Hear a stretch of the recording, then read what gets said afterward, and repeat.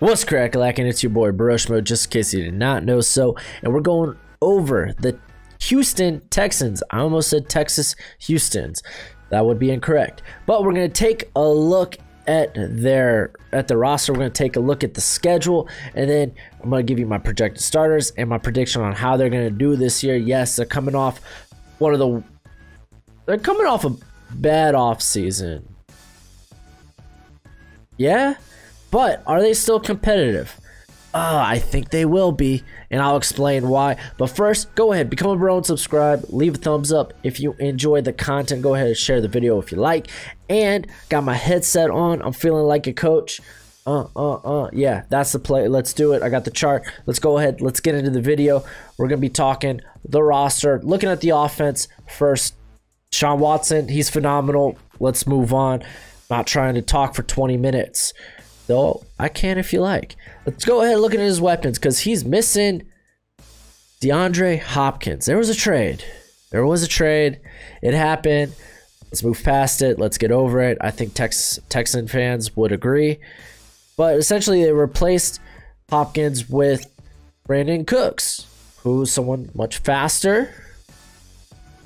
Gets a little more separation, but Hopkins was so good at such a great route runner, so good at the contested catch. He's one of the best receivers in the league. Brandon Cooks is kind of underrated, just because he's kind of been shipped from team to team to team to team, but he's done extremely well.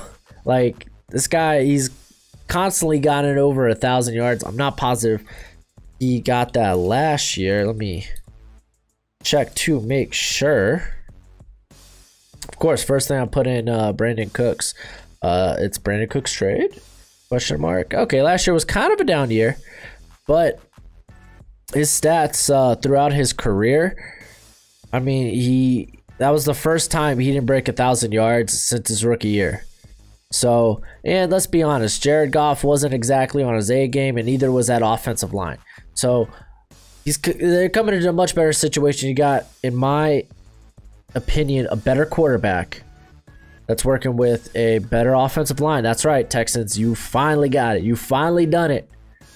They're returning back as a franchise. You finally assembled a pretty darn good offensive line in the making. But yeah, like, I think Cooks, he'll be back on his game. Starting next to him, you got really only two options here: Will Fuller or Kenny Stills. Both also very good deep threats, very good separators of the football. So you got a lot of speed, and I really actually like the addition of Isaiah Coulter, because back at Rhode Island, yes, he was kind of a vertical threat, but where he did most of his damage was the middle of the field. The dude is an intermediate threat. I think he brings a little bit something different than really any of the other guys on this roster. So I'm kind of interested to see what his production may be this year. And then in the slot, Randall Cobb. Yeah, you paid a lot for Randall Cobb. Not saying his best years are behind him, but so it's going to be interesting what they do here. He's kind of he's always kind of been a gimmicky player. So it'll be interesting to see if they kind of opt to like Kiki QT or DeAndre Carter when they really want something underneath or in the intermediate, or if they just kind of, because Kiki QT, man, I know last year was not the year, injuries, that's kind of been his thing since entering the NFL, but he was very good his rookie year. I almost said freshman. But Randall Cobb, it'll be interesting. When deployed well, solid. Quarterback's best friend. So I have a little faith. At tight end,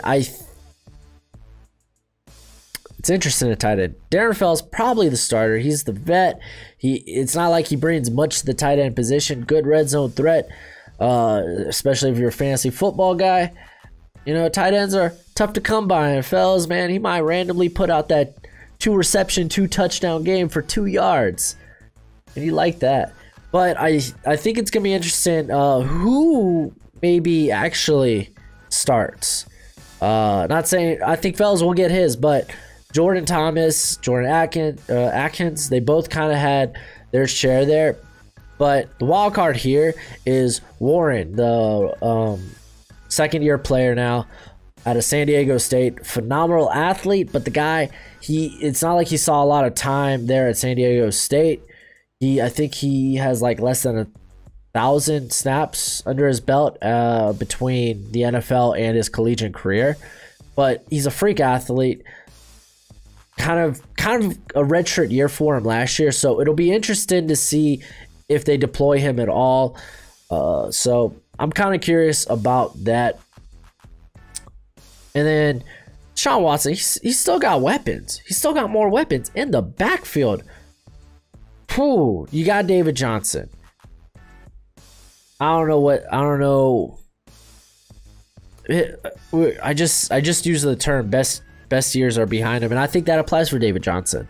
The guy, he hasn't been good. He hasn't been dominant since 2016. Keep in mind, I mean, yeah, injury. Okay, injury was kind of an issue, but it's not like he doesn't have a high mileage. The guy came into the NFL with over 1,000 touches there at Iowa, or was it Northern Iowa? And hey, man, he was that kind of that versatility there in Arizona. They were using him in the pass game as well. Just looking at what I mean, you could even go back to 2018 where he had over, what was it specifically? He had over, show me receptions, please. Okay, he had over 300 touches. The same applies for 2016 when his breakout year. But yeah, man, just like injuries in 2017, he never really getting up to full speed in 2019 last season. So I don't know. It'll be interesting what a healthy David Johnson, we'll see. But Duke Johnson, sleeper for you. I think this guy's going to be very involved in the offense. He was very involved in the pass game last year for the Texans. I know that doesn't always translate to stats, but he did see the field a lot of the times, and I'm kind of anxious to see him now with an offseason under his belt with this team, or at least he's going to have an offseason under the belt with this team, kind of, sort of, with 2020 being wild. And I'm anxious to see how they deploy him. Let's just talk about the offensive line, because the offensive line's kind of a banger. They got guys that are developing very well, and they're very young. We could talk about Tunsil. He was probably one of the best pass blockers in the league last season. He's does got to limit the penalty problem, but still, he got a payday for a reason. Max Sharpen, he was actually pretty darn good, especially as a pass blocker in his own right, but he did allow 31 pressures, so do keep that in mind. He was a young player, though. Well, he still is a young player. It was his rookie year. And then you got Titus Howard, who I think it was like week 4 or week 3 was his coming out party, really, because they tried him at right guard, moved him to tackle. It was kind of okay, still getting Barons. I think he got hurt in that game as well, and then bam, just he was just phenomenal, and then got hurt, obviously. But he was a guy I really liked in the NFL draft. I didn't expect him to go in the first round, but at the Senior Bowl, he was very athletic, especially for his size. So again, this team is looking very, very good. Nick Martin, sneakily, he's actually one of the better centers in the league. So, and it's not like, and it's kind of weird because when he got his payday, not that it was like a huge payday, but I was like, really? He hasn't been that good. Well, last year he proved, hey, you know what? I'm actually pretty darn good. So good on you, Nick Martin. Good on you, proving us doubters wrong. And then Fulton, he's a very, very good pass blocker. That's the thing with this team. They got a bunch of great pass blockers, and they're not much to say about their run blocking. So that's kind of why I'm leaning towards Duke Johnson kind of being a big weapon here, because this team, it's not like they even have much, they don't have depth on the offensive line. Someone gets hurt, they're replacing that person with someone significantly worse. So Yeah, I don't think on the offensive line, this team can't afford injuries. I don't think this team's going to be a very good run the football team. This team's going to shine in the passing game, hands down. So let's just go ahead and move on to the defense. I've talked enough about the offense. And let's start on the defensive line. Yuck. Just because looking at the guys they have like penciled in as starters here, Angelo Blackson, I don't think he's particularly any good, in my opinion. But the guy that they have behind him, I'm gonna butcher his name. I suck at pronouncing. Y'all know this. Amenihu? Charles O. Let's go with that. Very good last year. Oh, okay. Real back. In limited snaps, he was pretty darn solid. Just looking here at his pass rush. 356 pass rushing snaps. He created 32 pressures, 3 sacks, 5 hits, 24 hurries. For a first-year player, that's pretty darn good, and that was limited time. Another year under his belt. This guy deserves to be the starter. I want to see more of him. And then they got Eddie V. I'm not even going to... Vanderdos. He's kind of a cast-off at this point from now Las Vegas, the team formerly known as the Oakland Raiders. Ross Blacklock, I think, hands down, he's going to be the nose. This guy, again, maybe from a fundamental standpoint, not exactly what you want. TCU, they don't really, I don't want to say they don't teach the fundamentals, but they don't really teach technique. You know, they have great athletes, but they kind of still come in as blank slates into the NFL. We've seen it with AJ Collier. We've seen it with Ben Benagoo, and we're seeing it with Ross Blacklock. But phenomenal athlete for his size. He, I think, is going to be given the starting reins there. And then J.J. Watt. He's J.J. Watt. I don't care how old he is. He's still J.J. Watt. The dude was still phenomenal last year. Especially 61 pressures, 6 sacks. Came into the playoffs, basically won that game against the Bills. Yeah, sign me up for more J.J. Watt. Great guy, too. And then looking at the edge. I think this is kind of the scary part. Because I don't think they don't have an edge rusher, in my opinion. Whitney Merciless. Hopefully I didn't butcher that too well. He hasn't been good since 2016. I think his best years are behind him. You're hearing that term again, best years behind him. That's why you saw Jonathan Greenard get drafted. I granted that they kind of wanted to trade that, but I think he's much better than everyone else behind that they have behind him. So Greenard, yeah, I think he's limited as an athlete, but he's still a darn good athlete. He could add a few more pass rushing tools to his toolbox. The guy's got a great work ethic. The guy is he's just super competitive. He's got a nonstop motor. It was even if you were stuck with that pick, that's a very good player you got. So I expect to see him. You can say, man, Jacob Martin kind of shined last year. Brendan Scarlett, no, not even close. I think he had only 19 pressures and 4 sacks on 217. That ain't cutting it. He was pretty poo-poo against the run. I ain't about that. So honestly, Jonathan Greenard, I would like to see him get a little more. I think he should get significant reps this year. And then on the interior, Zach Cunningham and Benedict McKinney. Let's go with that. Pretty good duo of linebackers there. I think they're going to be solid this year. The real down part of this team was the secondary, which was kind of figuring things out last season. They got much better towards the tail end of the season. Justin Reed, easily their best player of the secondary, and yes, I'm including Bradley Roby there. I don't think Bradley Roby at least deserves the money he got. I think he's an okay corner, but not a number 1 corner. They have him playing on the outside. I think he's better in the slot. I think he's a really, really good slot corner. I mean, you saw that in Denver when There was Chris Harris and Akil Talib. He got to play on the inside. He got to play on probably the third best option for the offense. Sometimes the second, but yeah, he kind of was. He was he was privileged by circumstance.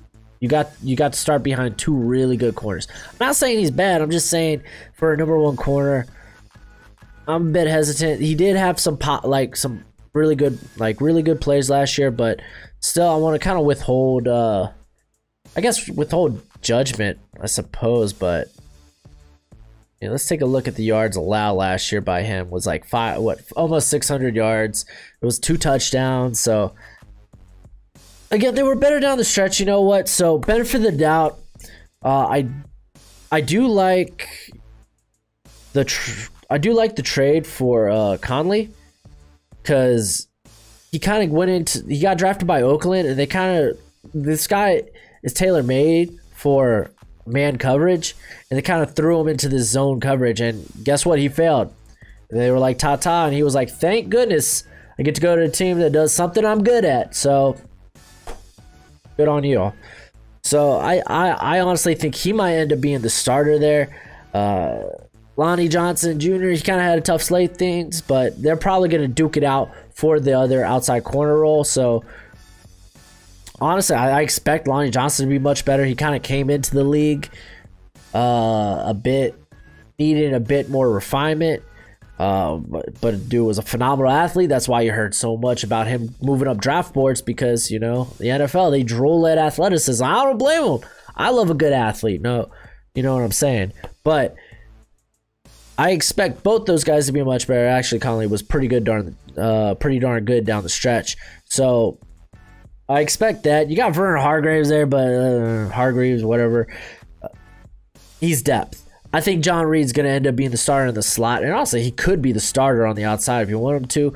I think he's better in his own defense. That's why I expect him to actually play in the slot for this squad. So I like him. I think he doesn't have too much of a ceiling, but this guy's going to stick around the league and be a solid player.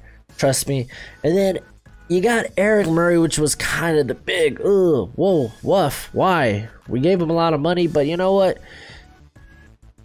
It's not like he's a bad player. Like he just hasn't seen a lot of snaps throughout his career. So they're investing a lot in a guy that hasn't really proven he could take a big workload. We'll see. They don't have much behind him anyway.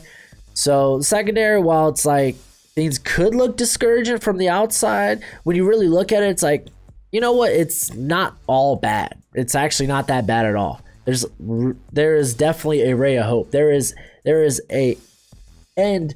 There is a light to the tunnel. Just saying. Secondary, I'm feeling inspired. I think this team might actually be pretty good despite their off season. So let's go ahead. Let's take a look at the schedule. You play in the AFC South, so Tennessee. That's going to be kind of tough, but I think this team's up for the challenge. You got the Colts, who now have Phillip Rivers. Yeah, I think they're up to the challenge. And Jacksonville, unless we see Minshew Mania 2, these are all winnable games. This division, I still think, is up for grabs. But when you kind of look at the rest of their schedule, it is actually pretty tough, because they have to They have to go to the AFC North, which Baltimore, crap. The Bengals, they got Burrow. Burrow's pretty darn good. You got the Steelers. Big Ben's back. Cleveland Browns, I mean, on paper they look pretty scary. So that's kind of tough. And then you also they put Kansas. Why do they have to put Kansas City on the schedule? Why? But then you got the NFC North, which that's actually pretty tough too. Detroit is no pushover. The Bears, while yes, it's fun to laugh at the Bears, they're no pushover.